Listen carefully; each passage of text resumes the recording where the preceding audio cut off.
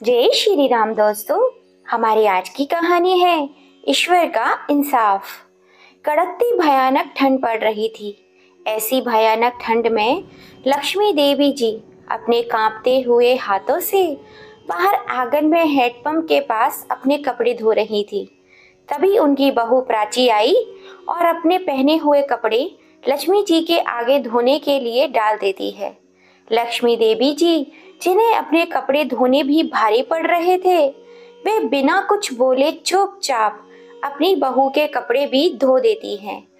तभी बहू का 8 साल का बेटा भी स्कूल से आ जाता है, तो वह उसकी यूनिफॉर्म को भी निकालकर लक्ष्मी देवी जी के आगे धुलने डाल देती है और कहती है, इन कपड़ों को भी अच्छे से रगड़ कर साफ कर देना। आपका पोता रोज रोज यूनिफॉर्म गंदी करके ले आता है। लक्ष्मी देवी जी कुछ नहीं कहती, वह चुपचाप सारे कपड़े धो देती हैं। लक्ष्मी देवी जी की उम्र लगभग 65 से 70 वर्ष है। उनसे ठीक से काम होता भी नहीं है और इतनी कड़ाके की ठंड में ठंडे पानी से कपड़े धोना तो बहुत ही मुश्किल होता है उनके लिए। पर क्या करें, बहू के घर में रहना है तो काम तो करना ही पड़ेगा। थोड़ी ही देर बाद बहू लक्ष्मी देवी जी से कहती है, मेरा चाय पीने का समय हो रहा है, तुम मेरे लिए 1 कप चाय भी बना दो और बना करके मेरे कमरे में ही दे जाना। लक्ष्मी देवी जी बेचारी जैसे ही कपड़े धोकर फुर्सत होती है, वैसे ही बहू का फरमान सुनकर चाय बनाने चली जाती हैं। तभी बहू कमरे से निकलकर आई और कहती है, मुझे चाय डाइनिंग टेबल पर ही दे देना, मैं इधर ही पी लूंगी, इधर ही अपना फेवरेट सीरियल देखूंगी। लक्ष्मी देवी जी अपनी बहू को चाय दे करके अपने कमरे में चली जाती हैं और वह 2 कप चाय अपने कमरे में भी ले जाती हैं। 1 कप चाय अपने लिए और 1 कप अपने बीमार पति के लिए। लक्ष्मी देवी जी के प्रति प्रभाकर जी की तबीयत कुछ ठीक नहीं रहती है। आज से करीब 6-7 महीने पहले उनको लकवा मार गया था, जिस वजह से वे ना ही ठीक से चल पाते थे और ना ही ढंग से बात कर पाते थे। प्रभाकर जी की हालत तो इतनी खराब थी कि वे खुद से वॉशरूम तक नहीं जा पाते थे। उनको वॉशरूम तक ले जाने के लिए लक्ष्मी देवी जी ही आती थी। इधर लक्ष्मी देवी जी के पास दिन भर इतने काम होते थे। एक तो बीमार पति थे, तो उनको पूरे दिन उनकी सेवा करनी पड़ती थी। उनका खाना पीना, उनको वॉशरूम तक ले जाना, कपड़े बदलवाना, खाने भी उन्हें अपने हाथों से ही खिलाना पड़ता था। बहुत सारे काम उन्हें अपने पति के करने होते थे और वह खुशी खुशी अपने पति की सेवा करती थी। वह बस यह चाहती थी कि जल्दी से जल्दी उनके पति ठीक हो जाएं। बहू के साथ भी किचन में घर के हाथ काम में बटा दिया करती थी। बहू ने तो धीरे धीरे करके सारे घर की जिम्मेदारी अपनी सास के कंधों पर ही डाल दी थी।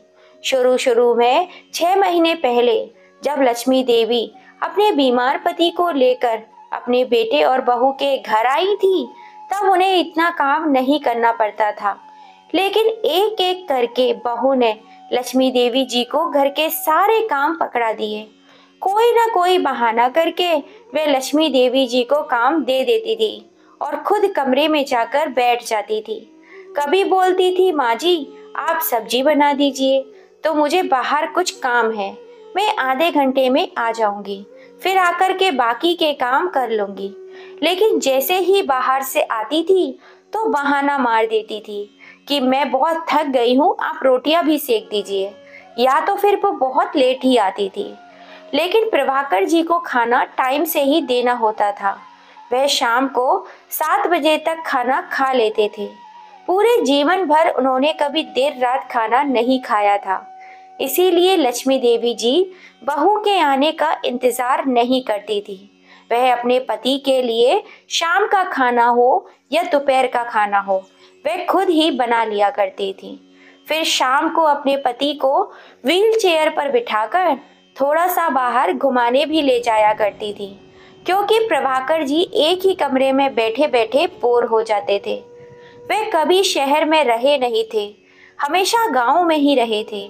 गांव का माहौल तो ऐसा होता है कि सब आपस में बातचीत करते हैं, मिलजुल कर रहते हैं, तो कभी उधर एक दूसरे की कमी महसूस ही नहीं होती थी। पर इधर शहर में तो एक ही कमरे में बैठे बैठे उनका दम घुट जाता था। इसीलिए लक्ष्मी देवी जी अपने पति को व्हील चेयर पर बिठा करके थोड़ा सा बाहर घुमाने के लिए ले जाती थी, जिससे उनके पति का मन लग जाए। लक्ष्मी देवी जी के बेटे को यह सब बातें पता नहीं थी। उसको तो ऐसा लगता था कि मेरे माता पिता इधर बहुत ही आराम से हैं, उनको कोई भी परेशानी नहीं है। मेरी पत्नी प्राची मेरे माता पिता का बहुत ही अच्छे से ख्याल रखती है, उनका बहुत ही मान सम्मान करती है। ऐसा इसलिए था क्योंकि जब लक्ष्मी देवी जी का बेटा घर पर होता था तब तक प्राची आगे पीछे दिखावे के लिए काम करती रहती थी। बेटा सुबह 9 बजे तक ऑफिस निकल जाता था तो वह अपने काम में बिजी रहता था। उसको पता ही नहीं चला था कि किचन में कौन काम कर रहा है, उसकी माँ या फिर उसकी पत्नी। और अगर कभी माँ को किचन में काम करते हुए देख लेता तो कहता, माँ आप इधर क्यों खड़ी है, खड़े खड़े थक जाओगी, आप जाकर अपने कमरे में आराम करिए। तो लक्ष्मी देवी जी कहती थी, अरे बेटा कुछ नहीं, बस तुम्हारे बाबूजी के लिए थोड़ा सा पानी गर्म कर रही थी। वह बेटे के आगे थोड़ा बहुत काम करने का बहाना बना देती थी।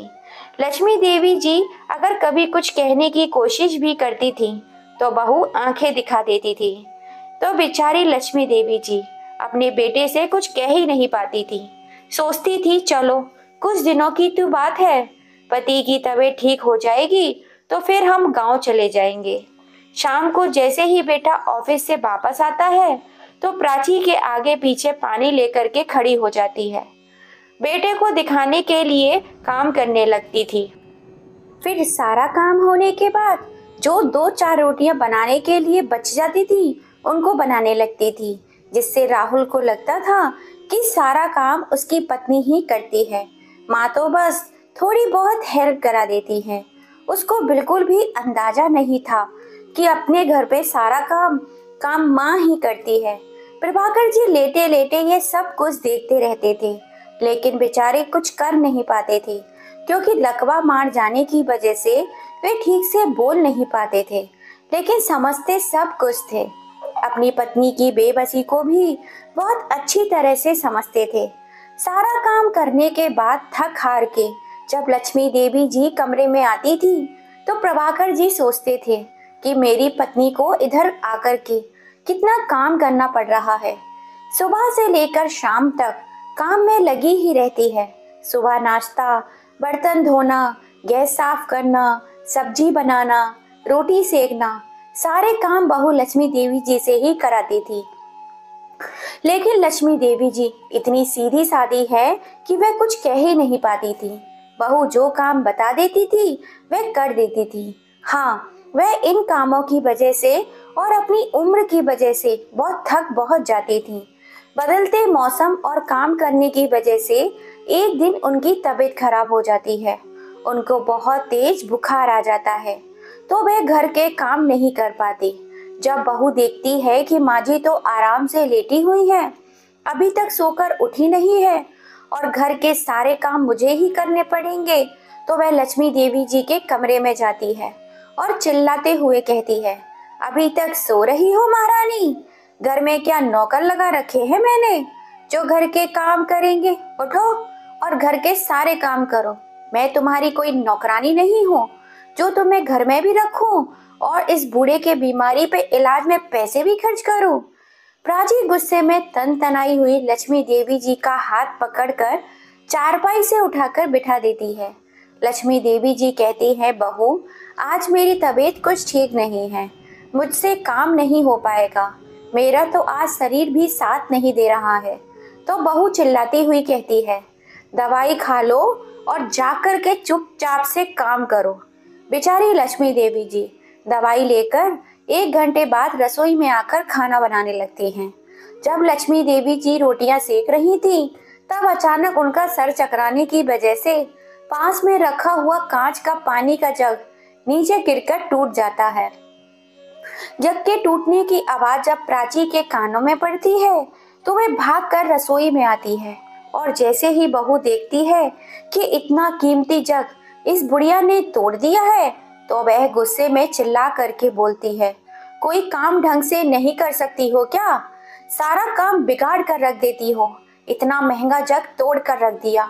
तुम्हें पता भी है ये कितने पैसों का आया होगा? इतना महंगा था। अभी इसके पैसे कौन देगा? एक तो इस बुढ़े पर इतना महंगा इलाज चल रहा है, उसमें इतने पैसे खर्च हो रहे हैं। मेरे पति के इतनी मेहनत से पैसे कमाते हैं और तुम दोनों बस बर्बाद करने में लगे हुए हो। कभी कुछ तोड़ देती हो तो कभी कुछ तोड़ देती हो। ढंग से काम नहीं करती हो।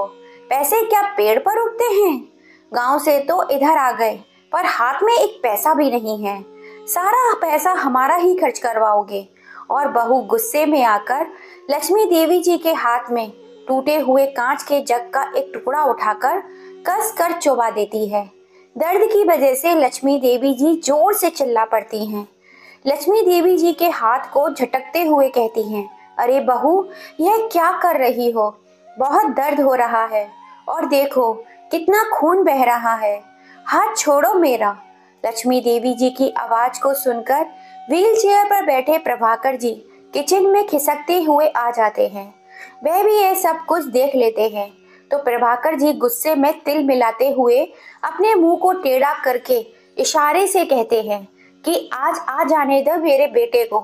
आज मैं सब कुछ उसे कह दूंगा। बहुत हो गया तुम्हारा अत्याचार। यह तुम्हारी सास है, कोई तुम्हारी नौकरानी नहीं जो तुम इन पर इतना अत्याचार कर रही हो।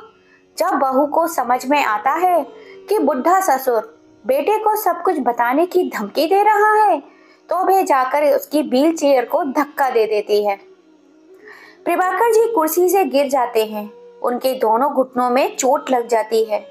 लक्ष्मी देवी जी भाग कर आती हैं और उनको उठाती हैं। रोते रोते अपने पति को व्हील चेयर पर बिठाकर कमरे में ले जाती हैं। लक्ष्मी देवी जी अपने पति के घुटनों पर दवाई लगा देती हैं, साथ ही साथ अपने हाथ पे भी दवाई लगा लेती हैं और वह उस दिन को कोसने लगती हैं जिस दिन वह अपने पति को लेकर के बहू के घर आई थी। उन्हें आज भी वह दिन याद है जब उनका बेटा उन्हें शहर लेकर आया था। वह उस दिन को कोसने लगती हैं। एक दिन अचानक रात में लेटे लेटे प्रभाकर जी की तबीयत खराब हो जाती है। गांव के ही लोगों की मदद से पास के एक अस्पताल में अपने पति को दिखाने के लिए ले जाती हैं और साथ ही अपने बेटे राहुल को भी फ़ोन कर देती हैं। राहुल को जब अपने पिता की तबीयत का पता चलता है तो वह रात को ही अपने पिता के पास जाने के लिए अपनी कार से निकल पड़ता है। वह अपनी पत्नी से भी साथ चलने के लिए कहता है लेकिन वह जाने से मना कर देती है। जैसे ही राहुल अपने पिताजी के पास पहुंचता है, डॉक्टर से बात करता है, क्या हुआ मेरे पिताजी को? उनकी कितनी तबीयत क्यों खराब हो गई है? तो डॉक्टर कहते हैं आपके पिताजी को लकवा मार गया है।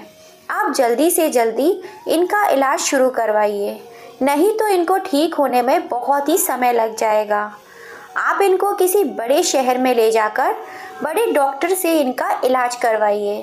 बड़े डॉक्टर से इलाज करवाने से ये जल्दी से जल्दी ठीक हो जाएंगे। इन्हें बहुत ही ज़्यादा देख रेख की ज़रूरत है।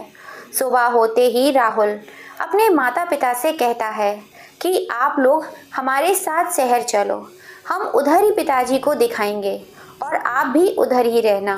अब आपका भी बुढ़ापा है, आप कब तक अकेली गांव में ही रहेंगी।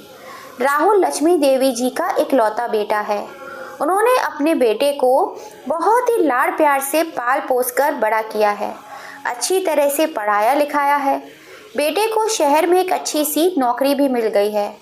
लक्ष्मी देवी जी और उनके पति गांव में ही रहते थे। गांव में ही उनकी खेती बाड़ी का काम था तो उसको देखते रहते थे। अच्छे से जीवन काट रहा था। बेटा अपनी गृहस्थी में मग्न था और लक्ष्मी देवी जी अपने पति के साथ गांव में सुखी थी। उन्हें शहर जाने की कोई भी तमन्ना नहीं थी। उन्होंने तो अपनी पूरी जिंदगी गांव में ही बितानी थी। उनको गांव में ही अच्छा लगता था। लेकिन पति की तबीयत ने उन्हें बहू के पास शहर में रहने के लिए मजबूर कर दिया था। जब शहर में बेटा माँ पिताजी को लेकर आया था तो 10 से 15 दिन तक तो प्राची का बहू का व्यवहार साथ बहुत अच्छा था। खाना भी बहू ही बनाकर देती थी। लेकिन धीरे धीरे बहू ने अपनी सास पर जिम्मेदारियां देना शुरू कर दिया। एक दिन लक्ष्मी देवी जी अपने कमरे में बैठी हुई थी तो बहू कहती है, माँ जरा यहाँ आइए, ये सब्जी तो काट दीजिए ज़रा। कभी कहती, माँ जी जरा दाल में तड़का तो मार दीजिए। कभी कहती, माँ जी मेरे हाथों में दर्द हो रहा है, आटा तो गूंथ दीजिए। इस तरह छोटे छोटे काम कराते कराते सारी जिम्मेदारियां लक्ष्मी देवी जी के ऊपर डाल दी गईं और खुद एकदम स्वतंत्र हो गई। लेकिन राहुल के आते ही वह किचन में ऐसे लग जाती थी जैसे घर के सारे काम उसी ने किए हों। लक्ष्मी देवी जी अपने बेटे को कुछ भी नहीं बताना चाहती थी। उन्हें लगता था कि हम कुछ दिनों के बाद तो अपने गांव वापस ही चले जाएंगे, तो क्यों अपने बेटे बहू में झगड़ा करवाना, क्यों उनके बीच मनमुटाव पैदा करवाना। बहू हमारे साथ जो व्यवहार कर रही है वह कुछ दिन का ही है, बाद में तो मैं अपने पति को लेकर के गांव ही चली जाऊंगी। बहू बेटा खुश रहें। लेकिन आज तो हद ही हो गई। आज तो बहू ने मेरा हाथ ही काट दिया और तुम्हें भी व्हील चेयर से नीचे गिरा दिया। शाम को जब राहुल ऑफिस से आता है तो वह अपने माता पिता से मिलने के लिए, उनकी तबीयत का हालचाल जानने के लिए उनके कमरे में जाता है। लेकिन जैसे ही वह देखता है कि पिताजी के घुटनों में चोट लगी हुई है तो वह माँ से पूछता है, माँ पिताजी को चोट कैसे लगी है। तो वह कहती हैं, कुछ नहीं बेटा, वे वॉशरूम जा रहे थे तो गिर गए। तभी अपनी माँ के हाथ को देखता है और कहता है, माँ आपके भी हाथ में चोट लगी हुई है, बताओ मुझे क्या हुआ है, कोई बात है तो आप मुझे बताओ, मैं आपका बेटा हूँ। तो प्रभाकर जी इशारे से कुछ कहने की कोशिश करते हैं। तभी प्राची बहू कमरे में पानी लेकर पहुँच जाती है। प्राची को देखते ही कोई भी कुछ नहीं कहता है। प्रभाकर जी भी चुप हो जाते हैं। अब तो लक्ष्मी देवी जी चाहती थीं कि जल्दी से जल्दी उनके पति ठीक हों और वे वापस अपने गांव चली जाएं। उन्हें नहीं रहना अपने बहू बेटे के साथ। जब कभी बेटे से मिलने का मन हुआ करेगा तो उसे बोल देंगे कि हमसे मिलने गांव में ही आ जाए करो, हमें शहर में अच्छा नहीं लगता है। दूसरे दिन राहुल ऑफिस के लिए जल्दी ही निकल जाता है, लेकिन जल्दबाजी में वे अपने ऑफिस की एक इम्पॉर्टेंट फाइल घर पर ही भूल जाता है, जिसको लेने के लिए वह घर वापस आता है। प्राची और माँ दोनों किचन में उसे दिख रही थी। वह किसी से कोई बात नहीं करता और सीधा अपने कमरे में जाकर फाइल को ढूंढने लगता है। किसी को पता नहीं होता कि राहुल इस समय घर पर ही है। फाइल लेकर के जब राहुल वापस जाने लगता है तो उसे किचन में से प्राची के चिल्लाने की आवाज़ आती है। इधर किचन में प्राची लक्ष्मी देवी से चिल्लाकर कहती है कि अगर तुमने कल के बारे में अपने बेटे को जरा सा भी कुछ बताया तो मुझसे बुरा कोई नहीं होगा। अगर तुमने राहुल को ये बताने की कोशिश भी की कि तुम्हारा हाथ मैंने काटा है और उस बुढ़े ससुर को धक्का भी मैंने दिया है जिससे उसको चोट लग गई है, तो समझ लेना तुम्हारी खैर नहीं है। लक्ष्मी देवी जी चुपचाप रसोई में खड़ी खड़ी बहू की बातें सुन रही होती हैं। तभी उनकी यह सब बातें राहुल सुन लेता है और जैसे ही राहुल के कानों पर प्राची की ये बातें पड़ती हैं, वह अपने कानों पर भरोसा ही नहीं कर पाता कि उसकी पत्नी माँ के साथ कितना बुरा व्यवहार करती है। प्राची की बातें सुनकर राहुल के तो पैरों के नीचे से जमीन ही निकल जाती है। गुस्से की वजह से उसके हाथ कांपने लगते हैं। वह किचन में जाकर प्राची को एक थप्पड़ जड़ देता है। प्राची जब राहुल को अपने सामने देखती है तो एकदम से सक पका जाती है और कहती है, अरे तुम तो ऑफिस चले गए थे, तुम घर पर कैसे आए। राहुल कहता है, अच्छा हुआ जो मैं घर पर अपने ऑफिस की फाइल भूल गया था, उसको ही वापस लेने की वजह से कम मुझे यह तो पता चला कि तुमने मेरी माँ के साथ कितना गलत व्यवहार किया है। उनके साथ नौकरों की तरह व्यवहार किया है, पूरे घर का काम कराती हो। तुम्हारी हिम्मत कैसे हुई मेरी माँ और पिता के साथ इतना गलत व्यवहार करने की? तभी प्राची कहती है, अरे अरे, मैंने कुछ नहीं किया है, पूछ लो अपनी माँ जी से। मैंने कुछ भी नहीं किया है, तुम्हें कोई गलतफहमी हुई है। लक्ष्मी देवी जी अपनी बहू के डर की वजह से अपने बेटे को कुछ नहीं बताती, चुपचाप खड़ी रहती हैं। तभी व्हीलचेयर घसीटते हुए प्रभाकर जी आ जाते हैं और अपने कांपते हुए हाथों से उन्होंने एक डायरी के पेज पर टूटा फूटा कुछ लिखा हुआ था। वह अपने बेटे को वह कागज पकड़ा देते हैं। बेटा जब उस कागज को पढ़ता है तो उसको सारी बातें समझ में आ जाती हैं, क्योंकि पिताजी ने उसमें प्राची की सारी शिकायतें लिखी हुई थी, जो जो उन्होंने लक्ष्मी देवी जी के साथ किया था। कल की घटना का जिक्र भी किया था, जिनको पढ़ते ही राहुल की आंखों में आंसू आ जाते हैं। वह अपनी माँ का हाथ अपने हाथ में लेकर कहता है, माँ मुझे माफ़ करना, मैं एक बेटा होकर भी तुम्हारी तकलीफ देख नहीं पाया। माँ तुमने मुझे कभी कुछ बताया क्यों नहीं कि तुम्हें कितनी तकलीफ़ हो रही है? मैं तो समझता था कि मैं अपने माँ बाबूजी को अपने पास लेकर आ गया हूँ तो वह अब पूरी तरह से सुखी हैं। अब मैं प्राची को बिल्कुल भी अपने साथ नहीं रखूँगा। मैं ऐसी पत्नी को अपने साथ कतई नहीं रख सकता जो मेरे माता पिता के साथ इतना गलत व्यवहार करती हो। और वह प्राची को धमकी दे देता है, जल्दी से जल्दी अपना सामान पैक कर लो और इस घर से चलती बनो। प्राची कहती है, मैं कहाँ जाऊँगी इस घर को छोड़ करके? तो राहुल कहता है, तुम्हारा मन जहाँ चाहे वहाँ चली जाओ, पर अब तुम इस घर में नहीं रहोगी। प्राची आज राहुल का गुस्सा देखकर डरने लग जाती है। वह राहुल के आगे हाथ जोड़कर माफ़ी मांगने लगती है, मुझे माफ़ कर दो, अब मैं कभी ऐसी गलती नहीं करूँगी। तो राहुल कहता है, इतनी आसानी से तो तुम्हें माफ़ी नहीं मिलेगी, तुमने बहुत ही बड़ा अपराध किया है। तुम्हें जरा सी भी शर्म नहीं आई? मेरी माँ का हाथ काटते हुए, मेरे बूढ़े पिता को व्हीलचेयर से धक्का मारते हुए। प्राची रोते रोते गिड़गिड़ाने लगती है, मुझे माफ़ कर दो, मैंने जो अपराध किया है उसकी कोई माफ़ी नहीं है। लेकिन तुम ही बताओ, मैं तुम्हें छोड़कर कहाँ जाऊँगी? मैं तो अब अपने मायके भी नहीं जा सकती हूँ। प्लीज़ एक बार मुझे माफ़ कर दो, फिर तुम्हें कभी शिकायत का मौका नहीं दूँगी। तुम जैसा चाहते हो मैं वैसा ही करूँगी। मैं पूरी तरह से अपने आप को बदल लूँगी। ज़िंदगी भर तुम्हारे माँ बाप की सेवा करूँगी। जब राहुल पर उसकी बातों का कोई असर नहीं हुआ तो वह लक्ष्मी देवी जी के पैर पकड़ लेती है और उनसे माफ़ी की भीख मांगने लगती है।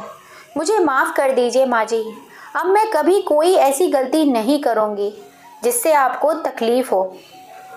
पिताजी की दिन रात सेवा करूँगी। प्लीज़ एक बार मुझ पर भरोसा कर कर देख लीजिए।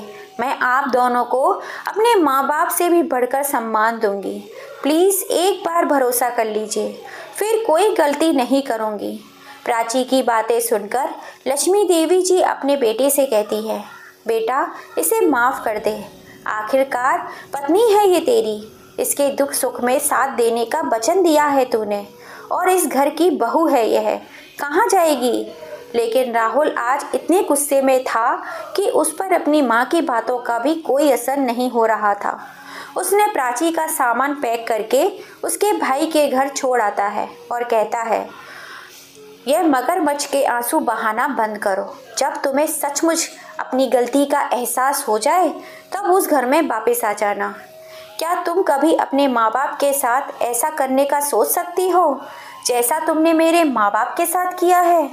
जिस दिन तुम अपने और मेरे माँ बाप में फ़र्क करना छोड़ दोगी उस दिन मेरे घर में कदम रखना। घर आकर अपने माता पिता के लिए एक फुल टाइम की मेड रख देता है। तो दोस्तों, राहुल ने प्राची को सबक सिखाने के लिए जो किया वह सही था या गलत? अपनी राय हमें कमेंट करके ज़रूर बताइएगा। और कहानी पसंद आई हो तो ज़्यादा से ज़्यादा अपने फैमिली फ्रेंड में शेयर कीजिएगा। और अगर अभी तक लाइक एंड सब्सक्राइब नहीं किया है तो जल्दी से कर लीजिए। फिर मिलेंगे आपसे ऐसी ही किसी कहानी के संग। जय श्री राम दोस्तों।